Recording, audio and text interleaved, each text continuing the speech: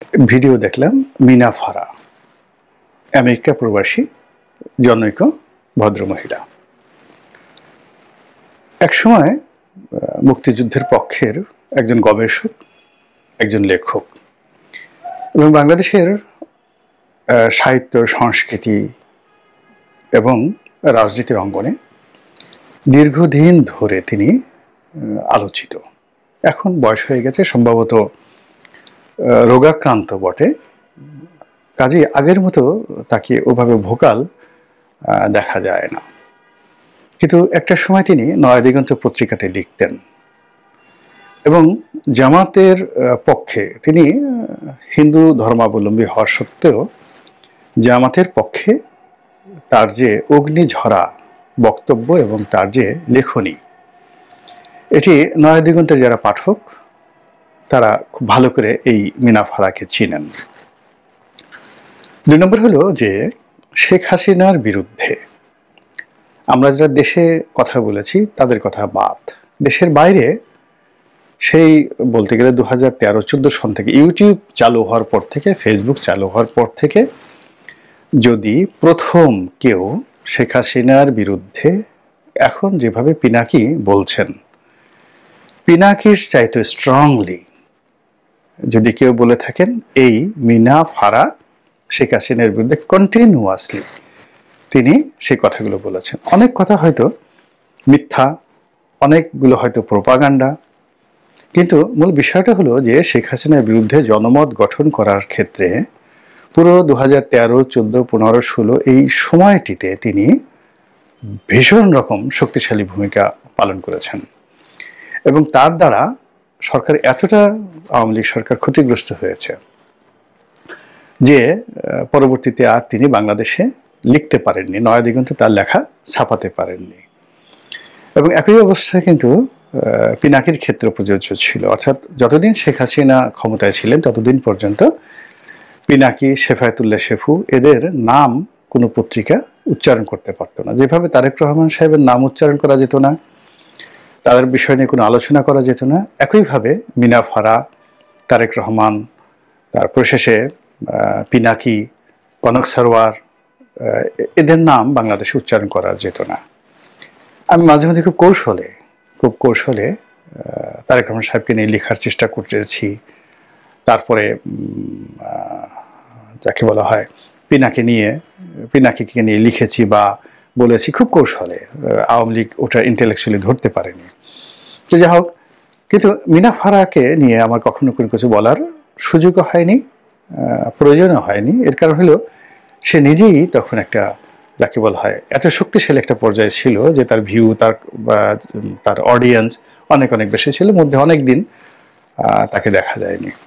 তো যার জন্য তিনি একজন মুক্তিযুদ্ধের গবেষক, বেশ নামকরা গবেষক, সম্ভবত একসময় আওয়ামী লীগের খুব সাপোর্টার ছিলেন এবং কোনো কারণে তিনি আওয়ামী লীগের প্রতি খুব বিক্ষুব্ধ হয়েছেন।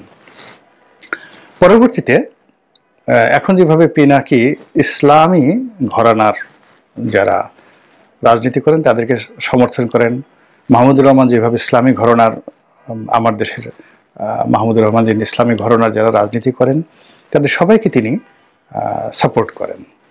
মধ্যে ফরহাদ মাজার এই কাজটি করেছেন, কিন্তু সাম্প্রতিক সময় দেখা যাচ্ছে যে ইসলামপন্থীদের সঙ্গে তার একটা দূরত্ব চলে এসেছে এবং এখন তিনি বলতে গেলে যে সুফিইজম, যেটা লালনবাদ, সেই লালনবাদের দিকে তিনি ঝুঁকে পড়েছেন। ফলে হেফাজত, জামাত, তাবলিগ এদের ব্যাপারে ফরহাদ মাজারের যে, যাকে বলা হয়, দুর্বলতা ছিল সেটা এখন আর নেই। কিন্তু মিনা ফারার যে ইসলাম প্রীতি বা এই ইসলামিক যারা রাজনীতি করেন তাদের প্রতি তার যে সমর্থন, এটি এখনো পর্যন্ত অব্যাহত। বয়সের কারণে তিনি আগের মতো ভাবে খুব দৃঢ়তা নিয়ে বলতে পারেন না, কিন্তু যেহেতু তার অভিজ্ঞতা, লেখনী এবং বলার ক্ষমতা এবং যে কোনো একটা বিষয় উপস্থাপন করার জন্য যে চিত্রনাট্য তৈরি করা দরকার, সেই চিত্রনাট্য তৈরি করার অসাধারণ তার ক্ষমতা রয়েছে এবং সেই ক্ষমতা নিয়ে তিনি সাম্প্রতিক সময় বিএনপির বিপক্ষে প্রচারণা শুরু করেছেন এবং বিএনপির বিপক্ষে তিনি যে প্রচারণাটা শুরু করেছেন, খুব দ্রুত আমার বিশ্বাস এবং ভয় এবং আতঙ্ক যে মিনা ফারাকে অনুসরণ করে আরো অনেকেই এই ধরনের কন্টেন্ট তৈরি করবে, যেগুলো বিএনপিকে মোকাবেলা করতে হবে। বিএনপিকে মোকাবেলা করতে হবে এবং চুপ থাকা চলবে না। এর কারণ হলো যে অপপ্রচার এমন একটা জিনিস, সেই অপপ্রচার প্রথম দিকে আওয়ামী লীগ পাত্তা দিতে চায়নি। 2014 থেকে 18-তে তারা এই জিনিসটা কগনিজেন্সি আনতে চায়নি, এবং পরবর্তীতে যখন 18 সনের নির্বাচনের পরে তারা এই বিষয়ে ব্যবস্থা নিল এবং কিছু লোককে ভাড়া করলো। যেমন দেখা গেল যে তার কে যারা গালাগালি করে, সেই গালাগালিকে কাউন্টার গালাগাল দিতে পারে এরকম কিছু গলাবাজ বা গালবাজকে তারা ভাড়া করলো। এটা রং ডিসিশন ছিল। মানে এগুলোকে আসলে গালাগাল দিয়ে করা যায় না, কিন্তু ইন্টেলেকচুয়ালি মানে আওয়ামী লীগকে যারা ডুবিয়েছে তাদেরকে মোকাবেলা করার জন্য আওয়ামী লীগ কখনই কোনো ইন্টেলিজেন্ট লোককে ভাড়া করতে পারেনি, নিয়োগ করতে পারেনি, বা তাদেরকে রাজি করতে পারেনি। তো ফলে উত্তেজক কথাবার্তা বা ভালগার জাতীয় যে সকল কথাবার্তা, অকথ্য বা সশ্রী ভাষায় গালাগাল, যেমন ধরেন শেফায়েতুল্লাহ সেফু, এখন সে শেখ হাসিনার সম্পর্কে ধরেন একটা খুব বাজে কথা বলেছে। এটা কিন্তু আওয়ামী লীগের লোকজন লুকিয়ে লুকিয়ে স্বামী স্ত্রী দেখেছে, বা অর্থমন্ত্রী আবুল মাল আব্দুল মুহিতের মুখ দিয়ে গন্ধ আসে, তিনি কথায় কথায় বায়ু ত্যাগ করেন, দীপুমণি বায়ু ত্যাগ করেন, এই জিনিসগুলো শেফায়েতুল্লাহ সেফু বলেছেন। একেবারে ধরুন ডাহা মিথ্যা কথা, কিন্তু মানুষ খুব মজা পেয়েছে। মজা পাওয়ার ফলে কি হলো, ওই মানুষগুলোর যে স্ট্রেংথ আছে, ওজন আছে, গ্রহণযোগ্যতা আছে, এটা ধীরে ধীরে ধ্বংস হতে থেকেছে। ফলে আপনি বাংলাদেশের ক্ষেত্রে হিরো আলম বলেন, শেফায়েতুল্লাহ সেফু বলেন, বা পিনাকি বলেন, এরা যে গালাগালগুলো পড়ে বা যে বাজে কথাগুলো বলে, এগুলোর একটা আফটার ইফেক্ট আছে, লং টার্মে আফটার ইফেক্ট আছে, যেটা মূলত আওয়ামী লীগকে ধীরে ধীরে শেষ করে দিয়েছে। আওয়ামী লীগের কামরুলের নাম গমরুল, বা ধরুন শেখ হাসিনাকে কাঁঠাল রানী বলা হয়েছে, বা শেখ হাসিনার পরিবর্তে আওয়ামী লীগের যে স্লোগান জয় বাংলা, এটাকে একটা গালিতে রূপান্তরিত করা হয়েছে। এখন চিন্তা করুন বর্তমান প্রেক্ষাপটে এই জিনিসগুলো কেমন হয়ে গেছে। ঠিক আওয়ামী লীগকে যেভাবে ম্যাটিকুলাসলি শেষ করা হয়েছে, ওই জিনিসগুলো আবার বিএনপির জন্য অপরিহার্য হয়ে পড়েছে, এবং এই প্রচারণটা প্রথম মিনা ফারার মতো মানুষের মুখ দিয়ে যখন আমি এই জিনিসগুলো শুনলাম, তখন আমার কাছে মনে হলো এই বিষয়গুলো নিয়ে কথা বলা উচিত।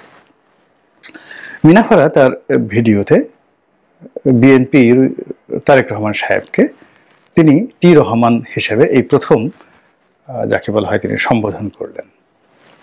তো টি রহমান হিসেবে সম্বোধন করলেন, এটা আমি কখনো আমার মাথায় আমি এতদিন যাবত ভিডিও করি যে তারেক রহমান সাহেবকে যে টি রহমান বলা যায়।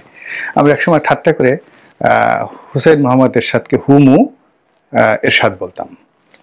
আবার অনেকে গাফফার চৌধুরীকে আগা চৌ বলে ঠাট্টা মস্করা করতে, নাম সংক্ষিপ্ত করা। যেমন আমাকে যারা অপছন্দ করেন তারা সবাই গোলাম মাওলা রনি, তা গোমা রনি বলার চেষ্টা করছেন। তো এটা যাই হোক না কেন, আমাকে এই জিনিসগুলো, অর্থাৎ গোমা রনি থেকে মানে সেটা শুরু হয়েছে 2009 সনে। তো 2009 সনে এই যে অপপ্রচার গোমা রনি থেকে গোলাম মাওলা রনি বলবে এবং লোকজন আমাকে সম্মান করবে, এই জন্য আমাকে যথেষ্ট পরিশ্রম করতে হচ্ছে এখনো পর্যন্ত। কিংবা ধরুন একজনে আমাকে অপছন্দ করে, সেটা গালি দিয়ে বসলো, বিশ্রী গালি। এখন ওই গালিকে অনুসরণ করে দেখা গেল কয়েক লাখ লোক ওই গালি কিছুদিন দেওয়া শুরু করলো। ওটার বিপরীতে আমাকে কিন্তু লড়াই করতে হয়েছে, যে কোনো একটা বাজে জিনিসের বিরুদ্ধে লড়াই করে আমাকে আমার মর্যাদাটা রক্ষা করতে হয়েছে। কিন্তু আমি যদি স্টপ হয়ে যেতাম বা ওই গালিগুলোকে পাত্তা না দিতাম, তাহলে আমার অবস্থা কিন্তু শেখ হাসিনার অবস্থাই হতো। এখন বিএনপির বিরুদ্ধে যে সকল কথাবার্তা হচ্ছে, তারেক রহমান সাহেবকে এখন টি রহমান বলা হচ্ছে, কেউ হয়তো তাকে আকার ইঙ্গিতে আরো কথা বলার চেষ্টা করছেন। এই জিনিসগুলো যেভাবে হোক না কেন কাউন্টার আলাপ আলোচনা করে তার মান মর্যাদা সম্মান বৃদ্ধি করতে হবে। আদারওয়াইজ নেতার যদি সম্মান না থাকে, নেতার যদি ভাবমূর্তি না থাকে, এবং তাকে যদি নেতার মতো না মনে হয়, আমরা যে অনেকের জন্য সিংহাসন বানাই, অনেককে বড় চেয়ারে বসাই, কিংবা রাজার জন্য খুব সেই রাজকীয় পোশাক তৈরি করি। এখন আপনি ধরেন এই যুগে ব্রিটেনের রানীর অভিষেক হবে, রাজার অভিষেক হবে, সেটা আজ থেকে 1000 বছর আগে যেভাবে অভিষেক হতো কেন সেইভাবে করা হচ্ছে? তিনি যে রাজা, তিনি যে আমাদের মতো নন, তার যে মুকুট আছে, তার যে তলোয়ার আছে, তার যে ঘোড়া আছে, তার যে প্রাসাদ আছে, এই জিনিসগুলো মানুষের মস্তিষ্কে ঢুকিয়ে দেওয়া হয়।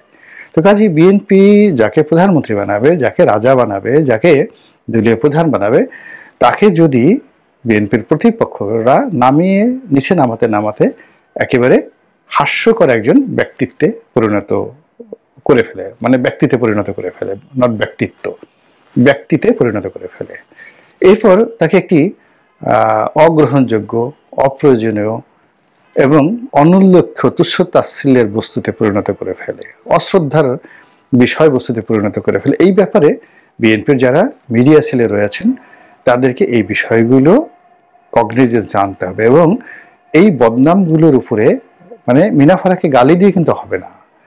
আপনি যদি এখন পিনাকিকে মোকাবিলা করার জন্য নিঝুম মজুমদারকে দিয়ে আওয়ামী লীগ যে কাজটি করার চেষ্টা করেছে, এটা যে ফল হয়নি, এটা তো আপনারা বুঝতে পেরেছেন।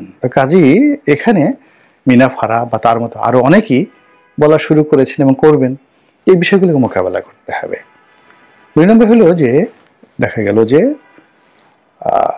এই বিপ্লবের এই সময়টিতে বিএনপির যারা লোকজন রয়েছেন তারা অনেকেই বিএনপির লোক, বিএনপির বাইরের লোক, পুরো বিপ্লবের কৃতিত্ব এবং কর্তৃত্ব জনাব তারেক রহমান সাহেবকে দেওয়ার চেষ্টা করছেন। অনেকে তাকে মাস্টার মাইন্ড বানানোর চেষ্টা করছেন, অনেকে তাকে, যাকে বলা হয়, তিনি এই পুরো গণ অভ্যুত্থানটিকে লন্ডনে বসে টাকা দিয়ে, পয়সা দিয়ে, বুদ্ধি দিয়ে, পরামর্শ দিয়ে, হুকুম দিয়ে, দলীয় লোকজনকে দিয়ে এই কাজগুলো করাচ্ছেন। এই বিষয়গুলো নিয়ে বিতর্কে না গিয়ে প্রতিপক্ষ ঠাট্টা মশকরা শুরু করেছে, এবং সেই ঠাট্টা মশকরা করতে গিয়ে তারা শহীদ প্রেসিডেন্ট জিয়াউর রহমানকে টেনে নিয়ে এসেছে, এবং তারা বলার চেষ্টা করেছে যে 7ই নভেম্বরের যে বিপ্লব, যেটার বেনিফিশিয়ারি শহীদ প্রেসিডেন্ট জিয়াউর রহমান, এই বিপ্লবটা করেছেন কর্নেল তাহের। কর্নেল তাহের বিপ্লব করেছেন, কিন্তু সেই কর্নেল তাহেরের বিপ্লবটাকে তিনি কুক্ষিগত করে সেই কর্নেল তাহেরকে ফাঁসিতে ঢুকিয়ে দিয়েছেন। এখন এরা প্রচার করছেন যে বিএনপি তো সেই অতীতে এই কাজগুলো করেছেন, কাজে এখন এই বিপ্লবটিকে, বর্তমান 2024 সনের বিপ্লবটিকে তারা কুক্ষিগত করে এই বিপ্লবের মাস্টার মাইন্ড হয়ে তারা দেখা গেল ক্ষমতায় যাবে, গিয়ে এই বিপ্লবের যারা লোকজন আছে তাদের সবাইকে ফাঁসিতে ছুড়িয়ে দিবে। এখন এই জিনিসগুলোর যে প্রশ্ন তারা করেছে এবং ইতিহাসের সঙ্গে যারা যেভাবে তারা লিঙ্ক দিয়ে দিচ্ছে, এগুলোতে আপনার মোকাবেলা করতে হবে, কথা বলতে হবে, কেন, কোন কারণে, কিভাবে এই জিনিসগুলো হয়েছিল এবং আগামীতে এই জিনিসগুলো হবে না, এই বিষয়গুলো বলতে হবে। তারপর সেই আগের সেই জমানা দেখালে এখন বিএনপি নামধারী, তারপরে বিএনপির নাম করে অনেক ইরেগুলারিটিস হচ্ছে, চাঁদাবাজি হচ্ছে, এতে সত্য কথা। অনেক জায়গাতে বিএনপির লোকজন রক্তক্ষয়ী মারামারি করেছে এবং অনেকগুলো মানুষ ইতিমধ্যে মারা গিয়েছে বিভিন্ন জায়গাতে। বিএনপি চেষ্টা করেছে সামাল দেওয়ার জন্য, কিন্তু আসলে পারেনি। এর কারণ হলো পুলিশ কাজ করছে না, আইন শৃঙ্খলা কাজ করছে না, মাঠে ইমব্যালেন্সড অবস্থা, এবং এটা ক্রমশ বাড়ছে। তো এই যে বিএনপির মধ্যে যে অরাজকতা, সেই অরাজকতাকে পুঁজি করে প্রতিপক্ষ যা বেনিফিট নেওয়ার তারা কিন্তু সেটা নিয়ে নিচ্ছে, এবং বিএনপির বিরুদ্ধে প্রচার করছে যে এই দেখো তারা ক্ষমতা আসেনি, তাতেই তারা এখন মারামারি করছে, চাঁদাবাজি করছে, অত্যাচার করছে, থানা আক্রমণ করছে, ওটা করছে। এবং আগামীতে এই আওয়ামী লীগের যেমন দেখা গেল স্বরাষ্ট্রমন্ত্রী সাবেক যে আছে, তিনি একটা সাক্ষাৎকার দিয়েছেন, এবং এখন জামাত সমন্বয়ক থেকে শুরু করে সবাই খুব কৌশলে যেই কথাগুলো বলার চেষ্টা করছেন, সেটা হলো যে এই যে 450 থানা আক্রমণ হয়েছে, পুলিশ যে হতাহত হয়েছে, এই প্রশ্নটা শুধু তারা তুলছেন। তো যখন প্রশ্নটা আপনি তুলবেন, তোলার পরে যদি আপনি বলেন যে এই আন্দোলনের আমি মাস্টার মাইন্ড, তাহলে যে মাস্টার মাইন্ড হবে তাকে তো এই দায় দায়িত্বগুলো নিতে হবে, এবং দায় দায়িত্ব আপনি যদি নাও নেন, এই 2 লক্ষর অধিক পুলিশ বাহিনী, তাদের মধ্যে আলটিমেটলি যাকে মাস্টার মাইন্ড বলা হচ্ছে বা যে মাস্টার মাইন্ড দাবি করছে বা এই আন্দোলন আমি করেছি এরকম কথা বলার সঙ্গে সঙ্গে পুরো যে ফোর্সেস এই তাদের বিরূপ একটা মনোভাব তাদের উপর চলে আসছে। এটা মোকাবেলা প্ল্যান পরিকল্পনা না করে যদি বিতর্ক করেন, তারপরে চুপ থাকেন অথবা রাগ দেখান, কোনো লাভ হবে না। এরপর অতীতে বিএনপি যে কাজগুলো করেছে, যেটা নিয়ে আওয়ামী লীগ গত সেই দীর্ঘদিন ধরে অপপ্রচার, নফরত নফরত নফরত, ঘৃণা ঘৃণা ঘৃণা, হাওয়া ভবন, খাম্বা, তারপরে শেষে কি একটা ভবন আছে, খোয়াব ভবন। তো এই জিনিসগুলো নিয়ে এর আদৌ সত্যতা আছে কিনা, কি আছে কিনা বা কতটুকু কি আছে, কিচ্ছু প্রমাণ করার দরকার নাই। বাসন্তীর জল মানে জাল পড়া ছবি আর শেখ কামালের ব্যাংক ডাকাতি, এই দুটো আওয়ামী লীগকে এখনো ভোগাচ্ছে, বাকশাল আওয়ামী লীগকে ভোগাচ্ছে। মেজর ডালিমের স্ত্রীকে শেখ কামাল অপহরণ করেছে, অথচ দেখেন বাস্তব অবস্থা হলো যে এই ঘটনার সাথে শেখ কামালের কোনো নামগন্ধই নেই।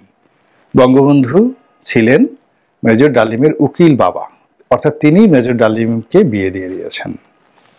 এবং যে ঘটনা ঘটেছিল সেটা হলো মেজর ডালিমের সঙ্গে এক তৎকালীন যে রেড ক্রসের চেয়ারম্যান গোলাম মোস্তফা, তার সন্তানদের একটা গন্ডগোল হয়েছিল এবং তার প্রেক্ষিতে যখন সেই মাস্তান শাস্তান নিয়ে এসে মেজর ডালিমকে তুলে নেওয়া হচ্ছিল, তখন মেজর ডালিমের স্ত্রী এবং আরো কয়েকজন মহিলা সেটা বাধা দিয়ে বলে যে তাকে নিয়ে যেতে পারবে না। কোথায় নিয়ে যাচ্ছে? বলে যে 32 নম্বরে নিয়ে যাচ্ছে। তারপর যে আমিও যাব। এবং তারা যখন জানলো যে ডালিমের স্ত্রী মূলত বঙ্গবন্ধুর পালিত কন্যার মতো এবং উকিল বাবা, তখন কিন্তু তারা ভয় পেয়ে যায় এবং বঙ্গবন্ধুর পরিবারে গিয়ে বঙ্গবন্ধু এটা নিষ্পত্তি করে দেন এবং মেজর ডালিমের কাছে গোলাম মুস্তফা এবং অন্যান্য যারা আছেন তারা রীতিমতো মাপ চাইতে বাধ্য হন। তো বুঝেন এই হলো বাস্তব খবর। আর সেই বাস্তব খবরটিকে শেখ কামাল তার মেজর ডালিমের বউকে পছন্দ করেছে, তাকে উঠিয়ে নিয়ে গেছে, তাকে ধর্ষণ করেছে, এই ধরনের, নিম্মিকে ধর্ষণ করেছে, এই ধরনের কথাবার্তা মার্কেটিং হয়ে গেছে। তো কাজেই হাওয়া ভবন নিয়ে, খাম্বা নিয়ে যা কিছু হচ্ছে, মানে অতীতে হয়েছে এবং এখন যা কিছু হচ্ছে, এর একটাও যাকে বলা হয় আপনাকে মুখ বুজে থাকা চলবে না। কন্টিনিউয়াসলি ওরা যেভাবে বলবে তার এগেনস্টে আপনার যুক্তি তুলে ধরতে হবে, সত্য তুলে ধরতে হবে। আদারওয়াইজ এইগুলোতে বিএনপির যত সম্ভাবনা রয়েছে, যত ভবিষ্যৎ রয়েছে, যত ভালো দিক রয়েছে, সব জিনিসগুলো খেয়ে ফেলবে, ক্যান্সারের মতো খেয়ে ফেলবে। এবং সেই জিনিসটি এই মিনা ফারার মতো একজন প্রতিভাদীপ্ত মহিলা যে প্রশ্নগুলো করেছেন আমেরিকার মতো জায়গা থেকে, ওটাকে অনুসরণ করে দেখবেন যে অনেকেই এই জিনিসগুলো শুরু করেছে। আলটিমেটলি সোশ্যাল মিডিয়াতে জামাতের যে আধিপত্য, বিএনপি বিরোধী শক্তির যে আধিপত্য এবং ইদানিংকালে আওয়ামী লীগের লোকজনের যে আধিপত্য এখানে বেড়েছে, সেই তুলনায় বিএনপির লোকজন এখনো শিশু অবস্থায় রয়েছে, নবজাতক শিশুর অবস্থায় রয়েছে। কাজেই বিএনপিকে যদি ক্ষমতায় যেতে হয়, প্রতিপক্ষকে মোকাবেলা করতে হয়, তাকে সব ক্ষেত্রে শুধু জনপ্রিয়তা দিয়ে হবে না, জনবল দিয়ে হবে না,